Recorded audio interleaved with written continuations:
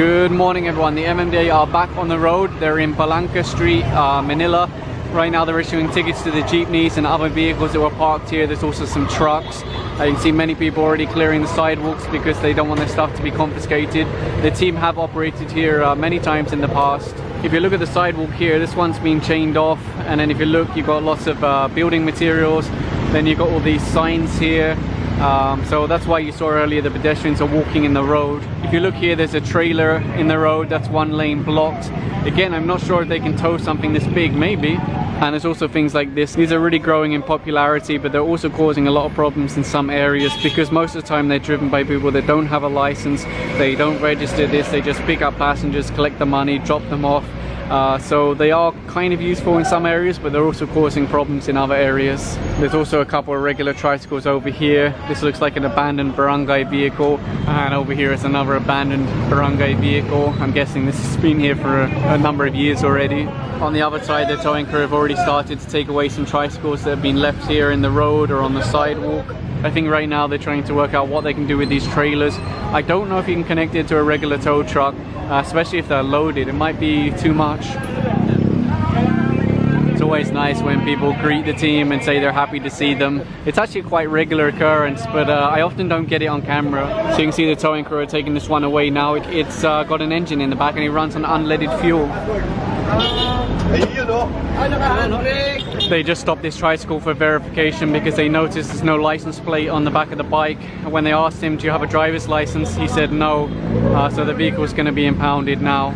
And across the road they just stopped this motorcycle. You can see the driver there doesn't have a helmet. Oh, in fact he has it, but he's not wearing it.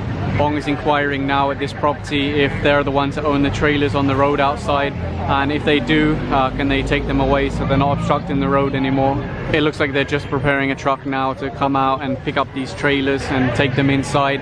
Like I mentioned earlier, 4 lanes down to 2 lanes because of the trailers parked there.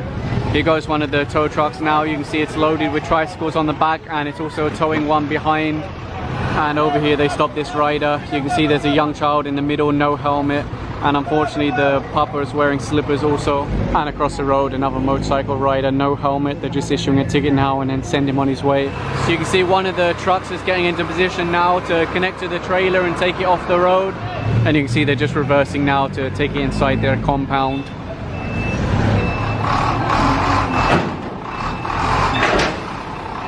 And here goes the other trailer now. This will hopefully free up the road so there's less traffic in this area. And while the enforcers have been busy on one end of the road, the sidewalk clearing team have been further down here, dismantling all these stalls that are set up on the sidewalk. They want to make a safe space for pedestrians to walk so they don't end up like this, walking in the road, risking being hit by cars and motorcycles, jeepneys and everything else. Aside from concerns about pedestrian safety and the traffic and congestion caused by pedestrians walking in the road, another concern is the complaints from local businesses who say, hey, I have a business permit, I'm paying for space in a building, I'm doing everything right, but I'm losing customers to sidewalk vendors. So that's another consideration that the MMDA have. And they just stopped this man now. They're issuing a ticket for not wearing a helmet. He does have a helmet, but he wasn't wearing it. So, and one more motorcycle over here, unfortunately no helmet. Very shiny red shoes though. So they'll just issue him a ticket and then send him on his way. And they just stopped this truck now. The driver wasn't wearing his seatbelt, so they'll issue a ticket and then send him on his way. It's taking a while, but the sidewalk's starting to reappear. Walang ticket. Inuwang sidecar ko walang ticket. Tapos ngayon, saan namin? Kailangan sa turuan mo yung mga bata mo sa totoong batas. Bago huliin ng sidecar, bigyan ng papel, resibo, ticket. May lisensya ba? May lisensya? Hindi ko pa natanong nga, mayroon siya, mayroon. Tanungin mo muna kung may lisensya. Nakuha ko po ni kagawad. Tanungin mo muna kung may lisensya. Yes po, to, katira niyo yan.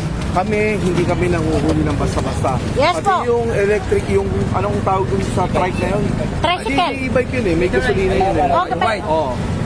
Wala rin lisensya yung tao, wala pang registro yung bike. Tinignan pa ho namin yung engine number bago po namin hinata. So ngayon, para paratangan nyo kami na hindi kami naniniket na kukunin namin yung tricycle, wala po kami interest sa mga tricycle nyo. Ha? Wala po kami interest yan. Hindi po kami yayaman sa tricycle na yan. So ngayon, may procedure kami na sinusunod. Ngayon, kung meron po kayo reklamo, palagay nyo na hindi kayo natikitan for whatever reason, Kasi ako, pinuntahan po ako, excuse me po sir, pinuntahan po ako ng driver ko sa bahay. Sabi nila, ate, nakip ang tricycle ko, pero hindi ko alam kung saan dadalhin kasi bago nila ako dinakip, wala akong natanggap na papel kahit maliit na piraso. Okay. Sabi ko, tapos ngayon, saan? Sabi niya, ate, hindi ko alam kung saan ko kukunin. So, siyempre ako, napabigla ako kasi alam natin ang batas, sir, di ba? Kailangan, bago damputin ng sidecar o huliin man, hindi tayo yayaman, pero bago huliin, kailangan may tanungin niyo po muna ticket. yung driver niyo kung nagsasabi ng totoo. Ha? Hindi po yung pwedeng lulusubin niyo kami dito Hindi na po yung ako bata mo hindi naninikit, mali yung procedure, hindi po. So ngayon, ganito po, kung palagay niyo po mali, pwede po kayo magreklamo sa traffic adjudication. Yes po. Kasi kanina po, nung kinuha namin yung mga tricycle, wala mga driver na lumulutang. Lahat po ba? Okay, wala pong mga driver na lumulutang. Hindi, papunta So po ngayon, sa- ipano natin? Ha? Kung nandun siya kanina, o baka nalaman niya lang na kinuha na yung tricycle niya, walang binigay na ticket kasi wala kami mapagbigyan. Hindi, na tumakbo na doon siya, sir. Hindi, kasi may kwan daw siya, may pasahero daw siya, sir. Tapos, hindi na napatakbo ang sidecar niya, may pasahero. Kaya bigla daw siyang dinampot. Hindi po kami ganun. Hindi po kami ganon, no? So unang-una, illegal parking, kaya namin hinuhuli. So sinasabi niya tumatakbo siya, ibang usapan yon. Baka tumatakbo siya, walang rehistro. So ngayon, kukunin po talaga, impoundable yan. Hindi ka pwede na, na walang rehistro.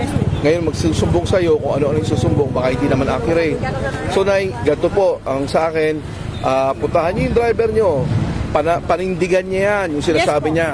Gumawa siya ng affidavit, punta siya sa ano.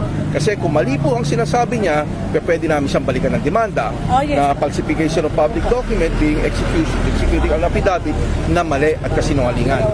So, wala po kami problema doon kung irereklamo niyo po kami. Handa po namin harapin yan.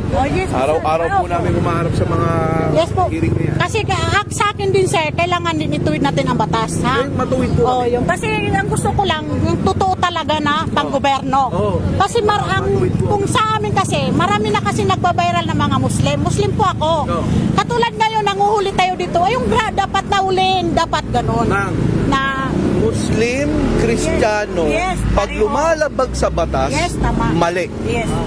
Huli namin. Yes, tama. Huwag niyo pong hahaluan nito ng ng Muslim Kristiyano. Wala pong gano'n. Hindi mo na kasi wala akong talokbong. Hindi po, wala po kami tinitignan na kung Muslim o Kristiyano. Pero, kung mali. Tama. Porket Muslim, hindi rin naman namin papagbigyan. Kasi may batas, sir. Yun. Yes. Sumunod po tayo. Tama. Tulad nito. Diba? Yes. Nasa bangketa. Ewan ko sinong binabayaran, nagkakaroon ng lakas ng loob na magtinda sa bangketa. Ang sinasabi sa akin, hindi ko raw kayang patanggal. Pero Ewan ko kung bakit nila nasasabi yun. No comment ako, sir, kasi marami naman bangkita dyan na hindi natatanggal eh. Tatanggalin ko. Kaya kailangan, yes, yan. Very proud ako, sir, kung matanggal mo lahat ng bangkita. Proud ako sa'yo. Tama yun. Kasi sa tagal-tagal na panahon. Dapat nga, hindi na ako magtatanggal yan. Dapat kung saan na lang umalis eh. Dahil alam naman nila mali. Kung alam nila, kasi baka nawawala lang sila. Kasi sa dami-dami mga binabayaran. Kung sino-sino binabayaran para magkapwesto, mali naman. Kaya kailangan ng binabayaran hulin. Hulihin. Yes. Ipakita nyo sa akin kung sinong binabayaran dito. Kaya kailangan din, sir. Sinong binabayaran nyo dito? Kailangan lahat Wala ng bangkita namang sasagot eh. alisin para hindi unfair. Kapitan, sino? Sino binabayaran nyo dito? Sino bang may pwesto dito? Ayun. Tingnan mo ha, tatanungin ko. Sinong may pwesto dito at sinong binabayaran nyo? Sabihin nyo sa akin.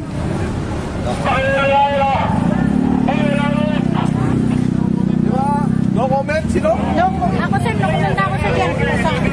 Ang sinasabi ko, yung mga binabayaran nyo, pag nagkaroon ng clearing na ganito, hindi lulutang yan.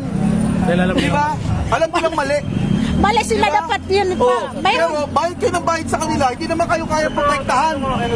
Sino ba binabayaran nyo dito? Naging tanga lang sila. Yung opisyal ng barangay ang binabayaran nyo dito, ombudsman natin. Yes, hanggang makulong. Ombudsman natin. Hindi tayo papayag ng sinasalaula yung kalsada, hindi naman sa kanila yan. Bayad naman kayo ng bayad. Di ba? Binabayaran yung malit tao. Katulad sa dyan po, sir, hindi na kami nakakadaan. Nagasabasa ng tao. Mas matapang pa ang tao pag nagasabasa. Pero alam nila na ang tinitindahan nila, daan ng gobyerno. Pakilinis to para may madaanan si Manang. Pakilinis yan. Kailangan lahat. Para hindi unfair. Oo. Pati ang Palanca, tatanggalin natin lahat yan. Kahit saan, Ano may kalakaran dyan? Maraming salamat po, sir. Oo. So it turns out they actually got that white tricycle back. One of the enforcers said that a lot of people surrounded him and he had no choice but to let it go. So they called in the police and they called in the barangay captain. They want to try and get the vehicle back. Ito patas ako magtrabaho dito. Wala akong inagrabyado sa inyo. Galawin nyo operations ko. Saktan nyo ang tao ko. Ibang usapan yan. Sinasabi ko na sa inyo, patas ako magtrabaho dito. Nagpapatupad lang kami ng batas. Agawan nyo ako ng isang tricycle ha. Tatandaan nyo yan. Hindi ako nakikipagbiroan dito. Seryoso ako sa trabaho ko. Ngayon kung akala nyo kaya nyo sindakin yung mga tao ko, subukan nyo lang. Ako, pagod na ako sa kakabalik-balik dito. Ayaw sumunod sa batas ha. Ibalik nyo yan. Sir, ano problema dito? Ibalik nyo yung tricycle. There was actually a similar incident before in McLaren where a bunch of people surrounded a tow truck, climbed on top and took back a motorcycle that was impounded. That actually resulted in one man being arrested, but it looks like here they're going to return the tricycle to the tow truck. The captain here, the chairman, basically said that he's surrendering.